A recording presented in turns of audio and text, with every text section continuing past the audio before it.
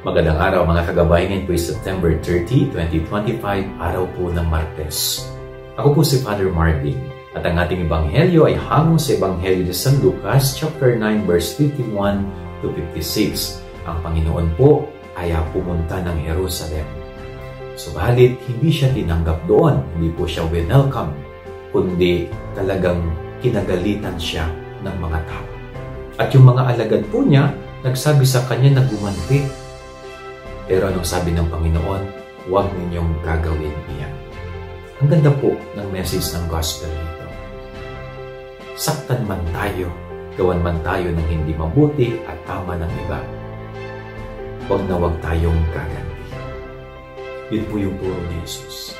Sapagkat kapag tayo'y gumanti, tumulag sa kanilang ginawang masama sa atin, una wala tayong pinagkaiba sa kanila. Pangalawa ay pinakita lang din natin na tayo ay hindi karapat-dapat na tagasunod ni Jesus. No, anumang masamang gawin sa atin, ipagpasa Diyos natin. Dahil alam ng Diyos ang lahat ng mga pinagdadaanan natin o dinaranas natin sa mga taong kinagagalitan at ayaw sa atin. Yan ang ating gabay aral. Maghapon, God bless po sa inyo lahat. Pagpalain kayo ng Panginoon.